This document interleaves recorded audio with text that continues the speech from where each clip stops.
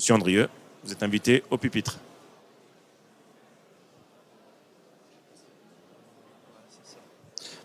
Bonjour à tous. Donc, je suis ici pour témoigner un peu de l'implication de mon entreprise, donc la Caverne de Joyeuse, qui est située à Limoux. Fortement impliqué dans le développement durable et le RSE. Donc, on m'a demandé de venir témoigner dans le sens où, quelque part, je vais vous montrer qu'au travers de la construction d'une marque privée, sur un socle normatif qui est une norme environnementale française, on pouvait développer et créer de la valeur ajoutée sur le développement durable, mais par rapport à un contexte bien particulier. Je vais vous expliquer en amont quelle est la stratégie de l'entreprise qui après justifiera aussi le positionnement de la marque. Donc en fait, depuis très longtemps, on a été impliqué dans les démarches de développement durable, de RSE. À l'époque, on appelait ça la conduite raisonnée. Après, ça a évolué un petit peu avec la mode. Et aujourd'hui, on est passé de développement durable en RSE. Donc, Monsieur Yann Chabin vous a montré les piliers fondamentaux de la construction du RSE. Donc, il y en a un pour nous qui a été très important et qui est aujourd'hui notre source de développement, c'est l'aspect environnemental.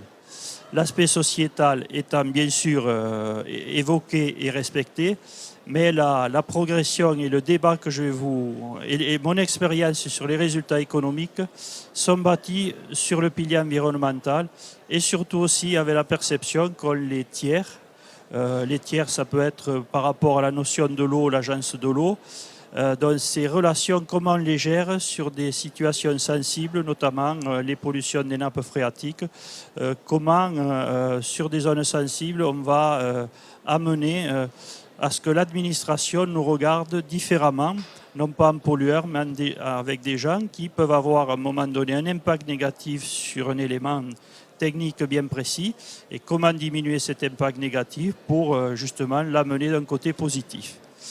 Donc, en fait, nous avons créé une marque Protect Planet, donc symbolisée par le logo que vous voyez là, qui s'appuie sur un socle de travail qui est une norme française, dont NFV 01007. Donc, c'est le volet vert Agri-Confiance. Donc, comme vous l'a expliqué Yann Chabin, vous avez vu qu'il y a une prolifération de marques officielles, privées. La norme NF est une marque, un référentiel officiel. La marque Protect Planet est une marque privée. Alors vous allez pouvoir me dire, mais pourquoi vous avez fait une marque privée? Bon, brutalement, quand on analyse la situation, qui a été très bien exposée tout à l'heure, il y a une foule de marques, le consommateur a un petit peu du mal à s'y retrouver, alors on s'est dit une de plus, une de moins, on va en rajouter une, la nôtre, Protect Planet. Donc après une marque, évidemment, elle se réfléchit, elle se conçoit de telle façon qu'elle parle. Et donc on a pu voir au travers des tests de marques qui ont été faits à l'international que parfois dans des zones où on ne vendait pas du vin, les gens reconnaissaient notre marque. Point d'interrogation. Donc c'est que quelque part la cible, elle est parlante. Mais en même temps, une marque, ça doit se construire sur quelque chose de vrai et de partagé. Et aujourd'hui, il y a vraiment une éthique forte au niveau de la Caverne de Joyeuse, puisqu'on exploite 2700 hectares de vignes et 70% de notre vignoble est exploité avec le cahier de charge de la norme française 007.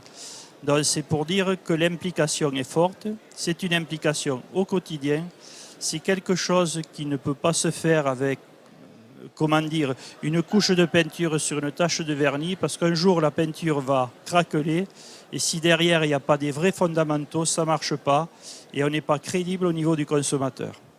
Donc ensuite, quand on se lance dans ce style de démarche, on s'expose aux médias, et on s'expose à devoir, à un moment donné, se justifier de A à Z.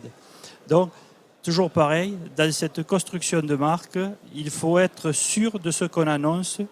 Et c'est pour ça qu'il y a des aspects au niveau des parties tiers où aujourd'hui on est un peu faible. On en parle peu parce qu'on y travaille dessus, on construit, mais on peut être perfectible sur certains éléments. Mais en même temps, ignorer les choses et ne pas en parler, ce n'est pas forcément la bonne chose. Et dire que ben là on n'est pas bon mais on va s'améliorer, ben déjà c'est un acte, on va dire, de progression et de développement durable. Voilà, donc à partir de ça, ben le canevas a été posé, donc une marque privée sur un socle norme française, et ben on est parti à la bagarre sur le marché des vins. Aujourd'hui, commercialement, comment sommes-nous positionnés? Donc on est une entreprise coopérative sur un vignoble important. On conditionne 5,5 millions de bouteilles, 40% de bouteilles à l'exportation, 60% en France. Et quel que soit le pays, qu'il soit français ou étranger, nous sommes uniquement situés sur des circuits spécialisés. C'est quoi? C'est caviste, grossiste, CHR pour la partie française. Et pour la partie européenne, ben, ça va être des gros cavistes qui ont des surfaces d'affaires entre 1 et 10 millions d'euros, qui ont leurs propres réseaux commerciaux. Et donc, la spécificité de notre réseau, ça explique aussi la notion de marque privée, c'est que les prescripteurs ne sont pas éloignés comme ils peuvent l'être dans un rayon de grande surface où vous allez avoir une flopée de domaines, de produits, et donc le hasard ou la force de la marque vous fera choisir. Tandis que nous, on est en contact direct par le prescripteur ou le client et on va expliquer au quotidien notre démarche. Et donc cette explication va permettre quelque part de véhiculer toutes les valeurs que l'on partage au quotidien, quoi. Et donc tout ça nous a permis de nous développer parce qu'il y a une dizaine d'années, on est parti, on faisait 200 000 bouteilles. Aujourd'hui, on va faire 5,5 millions de bouteilles. On a des progressions de l'ordre de 6% par an. Donc, quelque part, la qualité du produit et le message véhiculé, aujourd'hui, on estime que l'investissement qu'on a fait pendant peut-être plus de 10 ans est en train de porter ses fruits, puisque quelque part, on a une reconnaissance sur le marché et le seul indicateur économique pour parler qualité qu'on peut vous exposer, c'est que le résultat, c'est dans la progression des ventes et surtout la valorisation des produits, parce qu'il est très important. Aujourd'hui, nos produits sont positionnés sur le marché français entre 5 et 12 euros produits consommateurs, donc c'est quand même un segment moyen haut de gamme.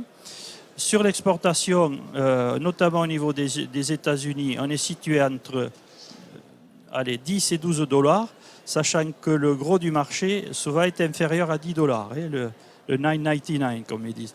Donc on est quand même sur des secteurs, il faut y aller, il faut se battre et se justifier. Aujourd'hui, les éléments de justification qu'on peut avoir, quand on rentre chez un client, qu'est-ce qu'on va faire valoir? Qu'on va vendre du Merlot, du Chardonnay de Limoux. Ah, très bien. Du Pays d'Oc. Ah, bon, d'accord, oui, je situe. C'est dans le sud de la France, c'est intéressant. Mais après, qu'est-ce que vous m'amenez de plus?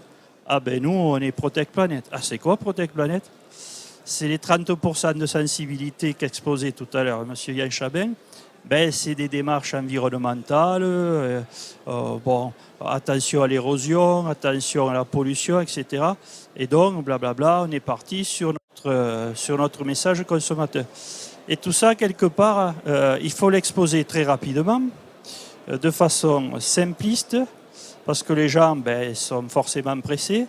Mais c'est l'élément différenciateur qui nous a permis d'être reconnus et surtout de nous développer sur le marché. Parce que, comme je disais, aujourd'hui, du Merlot, il y en a partout dans le monde. Du Pays d'Oc, il y en a qu'au Pays d'Oc. Et du Protect Planet, c'est Limoux. Voilà un petit peu le témoignage que je voulais faire. Donc, je vous donne une vision économique et un résultat économique dans un contexte bien particulier. C'est un choix stratégique de circuit de distribution. Forcément, si on devait travailler sur d'autres circuits, peut-être que le langage et la stratégie ne seraient pas obligatoirement la même. Voilà, je vous remercie. Merci beaucoup, Guy Andrieux. Restez parmi nous debout parce que je pense qu'il y aura des questions. Et j'en aurai peut-être une pour vous d'ailleurs. Comme je le disais hier, la question numéro 1 est toujours difficile. Donc on va passer à la seconde. Et qui se propose pour poser la seconde question? Est-ce que vous avez des questions? Monsieur Jarry. Oui, monsieur Andrieux, vous nous avez expliqué que votre progression était le résultat de 10 ans d'investissement immatériel dans cette démarche de RSE et tout ce qui l'entoure, évidemment. Aujourd'hui, la marge que vous avez, de progression que vous estimez par rapport à ça, elle est de quel niveau ? Oui, la marge de progression que vous estimez pouvoir encore franchir, les seuils que vous estimez pouvoir franchir, notamment en termes de valorisation de vos produits. Vous avez parlé du marché américain tout à l'heure. Est-ce que vous pensez qu'il y a des marges de progression importantes encore ? Alors là, c'est une question un petit peu piège. Oui, je pense qu'il y a des marges de progression. Et en même temps, je vais dire, c'est difficile. Alors, pourquoi ? Parce qu'on est quand même dans un monde qui a une crise économique. Dans la zone euro, notre message est plus difficile à faire passer que dans la zone dollar. Donc, pour faire simple, la crise étant sur l'Europe, heureusement qu'on a cette argumentation pour se maintenir à flot, voire progresser. Alors que sur la zone dollar, où les gens sont consommateurs, ils ont plus envie d'acheter. Et donc, par conséquent, le phénomène, on va dire, euro-dollar et voire dollar sur l'Amérique du Nord ou sur la zone dollar, nous favorise en termes de développement. Donc, c'est pour ça que la réponse, il y a du oui et du non. Oui, certes, parce que je reste persuadé, et puis c'est dans nos tripes, que l'évolution, pour nous, elle ne peut passer que par là. Bon, après, on est malheureusement aujourd'hui en face d'un contexte où le consommateur, s'il a 2 euros dans sa poche, si votre bouteille vaut 3 euros, il la regardera, quoi. Donc il faut être dans le marché. Merci pour cette réponse. Y a-t-il une autre question, monsieur ? Oui, merci monsieur Andrieux. En fait, j'ai 2 questions. La première concerne quelle a été la réaction de la FDA par rapport au marché américain lorsque vous avez proposé vos produits ? Pardon ? Aucun problème vis-à-vis de la FDA. Très bien. Et deuxièmement, est-ce que vous avez une démarche concernant l'emballage lui-même, c'est-à-dire la bouteille, son poids, voire des bouteilles PET éventuellement, ou des emballages actifs, enfin des choses comme ça ?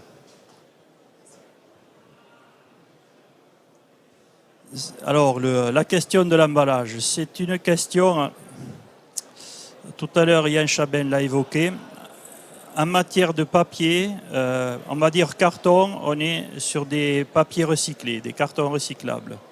En matière de bouteilles, on est en positionnement moyen haut de gamme. Et c'est vrai que, je vous rappelle, on est sur du circuit traditionnel. Dans l'image du consommateur, vous voyez où je vais en venir, la bouteille lourde égale qualité. On ne peut pas vendre du 10 euros dans du PET. Enfin, nous, on ne sait pas faire. Donc, c'est un peu l'ambiguïté. Mais on se dit que pour être durable, il faut vendre un produit que le consommateur a envie de saisir, même si, au passage, quand on charge le conteneur, ça va polluer certainement plus que du PET, quoi. Donc, voilà. Mais nous, on a une résistance farouche sur le circuit français. Dès qu'on voudrait mettre, mettons, de l'allégé, et ça, on ne fait pas la faute, on n'en parle surtout pas. Mais le gars, quand il vous prend la bouteille, et j'insiste, si elle vaut 10 euros, si ça ne pèse pas, pour lui, c'est pas bon, quoi. Il faut qu'il en ait pour son argent. Et le poids du verre, malheureusement, aujourd'hui, pèse beaucoup dans la démarche du consommateur, quoi. Moi, je voudrais compléter la réponse que j'ai travaillé sur du PET, notamment recyclé, sur un projet un peu innovant. Et sur les questions d'études de marché mondial sur la question, je pense que c'est très difficile de mettre en perspective PET et verre déjà sur la partie du consommateur. Et l'autre aspect que je voudrais apporter de la réponse, c'est que je ne serais pas aussi sévère que vous l'avez été pour vous-même en disant que le verre finalement pollue peut-être plus que le PET, parce que la SAQ a mené des analyses de cycle de vie. Donc qu'est-ce que c'est qu'une ACV ? C'est une vision plus globale de l'enjeu ou de l'impact environnemental que la simple vision carbone de l'émission, notamment du transport. Et le résultat de ces analyses, qui ont été conduites par une chaire universitaire au Canada importante sur cette question, qui s'appelle le CIREG, c'est qu'effectivement, il y a des aspects ou des critères sur lesquels le PET doit être en retrait, parce qu'effectivement, beaucoup plus impactant en plan environnemental que l'aspect que le verre. Voilà. Et c'est pour ça que d'ailleurs la SAQ a conduit sa stratégie plus vers du verre allégé aujourd'hui que de mettre en place le PET en dépit de l'attente consommateur. Donc je crois que le débat sur l'impact environnemental global des conditionnements, il n'est pas fermé aujourd'hui. Il y a des grandes discussions qui s'annoncent et c'est avec grand plaisir d'être tout oui.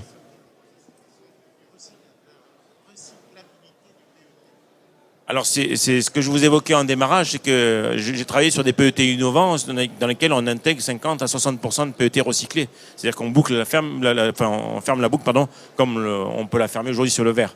Donc il y a ces perspectives aussi, et même du PET organique, c'est-à-dire des PET qui seraient à base végétale plus que des PET à base pétrole. Voilà. Donc je crois que les débats n'est pas ouvert. Moi j'avais quand même une question, à moins qu'il y en ait une encore dans la salle qui veut se manifester. J'avais une question, c'est que vous aviez expliqué que l'un des socles fondateurs de votre démarche ou de votre marque Protect Planet, ça a été la norme qu'on qualifie aussi d'agri-confiance, et pour vous, volet vert, donc avec l'exigence environnementale un peu plus poussée peut-être. Admettons que pour les 10 prochaines années, ce socle sera toujours à valeur ajoutée pour vous, mais admettons que dans 10 ans, beaucoup d'entreprises coopératives auront accès ou auront engagé ces démarches. On voit que la grande distribution française d'ailleurs les oriente vers ça. Qu'est-ce qui fera que dans une dizaine d'années, vous repenserez votre réflexion en responsabilité sociétale, et quel sera le socle fondateur de demain pour votre marque Protect Planet, si celle-ci, bien sûr, on l'espère, durera des décennies. Qu'est-ce que vous y mettrez dans cette marque, en plus de cette partie agri-confiance, pour que ça continue d'exister et ça marque une différence encore comme vous la marquez aujourd'hui? Alors la question porte en fait sur le devenir de la marque. Donc aujourd'hui, dans la jungle des marques, bon voilà, on existe. Demain, si les marques au sens large se structurent et qu'il y ait une vraie marque développement durable reconnue au niveau français, voire européen, voire mondial, je pense que la stratégie, ça va être de se coller à cette marque et à ce socle, on va dire, commun. Parce que la difficulté, bon là, on prêche, on travaille entre nous, on est des convaincus du système. Mais je vous garantis que, regardez l'émission d'hier, encore le développement durable, l'économie, le respect du travailleur et le travailleur pauvre dans certains pays. Nous, on avait apporté... parce que notre marque est en privé, donc on connaît son côté perfectible. Donc s'il y a quelque chose de fort, on s'y accrochera. Bon, après, comment on le gérera individuellement, ça, c'est le marketing, l'imagination et la créativité et les performances des vignerons limouxins qui donneront les arguments pour survivre, quoi. Mais on est conscient de notre innovation et de l'évolution qui peut partir vers une faiblesse. Donc on s'est intéressé à des marques de réputation mondiale soutenues par des ONG. Certaines nous ont répondu, mais vous n'êtes pas du tiers-monde, vous ne nous intéressez pas. Alors qu'est-ce qu'on doit faire ? Je ne veux pas les citer là, hein. Mais il y en a deux de fortes, j'en ai vu une affichée tout à l'heure. C'est eux qui nous ont dit non, vous ne nous intéressez pas. Je dis, si on était des planteurs de café de l'Amazonie, peut-être on vous intéresserait, quoi. Pour la deuxième, elle s'est intéressée au changement climatique et à l'impact pour la viticulture, notamment en France. Elle a fait un joli dossier. Il faut avouer que quand elles abordent la question du vin, autrement que l'angle commercial, elles peuvent aussi être très bénéfiques dans leur approche et dans ce qu'elles produisent, voilà, à leur défense. Monsieur Jarry. Monsieur Andrieux, est-ce qu'aujourd'hui vous êtes à même de quantifier, de chiffrer, parce que vous avez parlé d'indicateurs, il nous en faut bien, est-ce qu'aujourd'hui on peut chiffrer le coût de cet investissement immatériel dans cette démarche et le positionner par rapport au retour dans la meilleure valorisation de vos produits, etc. Est-ce qu'aujourd'hui vous pouvez mesurer ça? Alors, qu'est-ce que ça coûte en réalité? Bon, c'est difficile. Alors, ce qui est sûr, c'est qu'aujourd'hui, une politique de cette ampleur, on ne peut pas la mener avec un personnel et des vignerons qui ne sont pas formés. Donc, ça passe pourquoi? Dans notre structuration d'entreprise, il y a un service vignoble. Ce service vignoble, il y a deux volets. Il y a le volet agronomique, donc avec le technicien ou l'ingénieur qui va conseiller sur cet aspect. Et l'innovation par rapport à notre démarche, c'est qu'on a embauché un technicien environnement.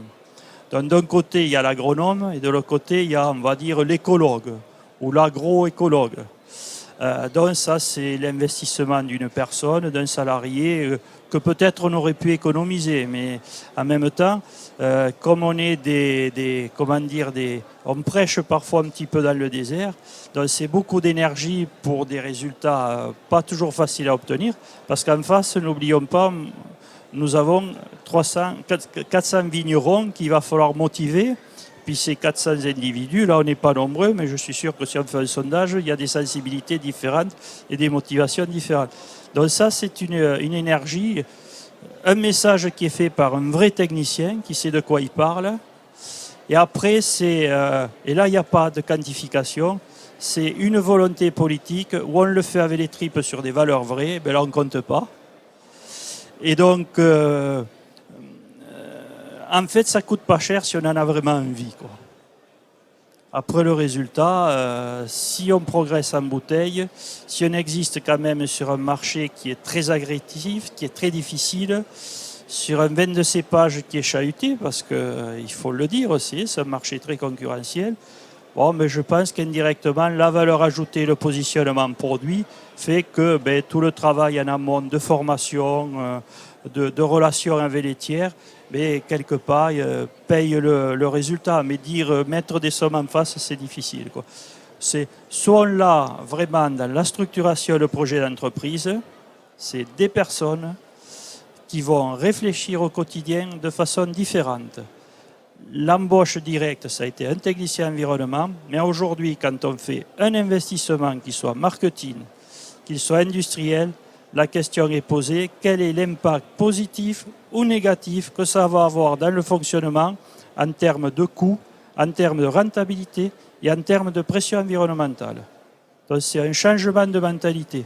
On n'achète pas une machine pour faire quelque chose. Pourquoi on l'achète? Qu'est-ce qu'elle va nous amener? Et si on a le choix entre deux machines, on va prendre celle qui va être le moins impactée. Voilà, c'est plus un état d'esprit. C'est plus un état d'esprit, donc c'est plus un carburant c'est un carburant probablement auprès de vos producteurs. Ouais, Ok. ouais. Merci. Qu'il n'y ait pas de malentendu quand vous dites en termes de coût, de rentabilité ou de pression environnementale, dans le coût et rentabilité, vous intégrez la question sociale, j'imagine, bien évidemment.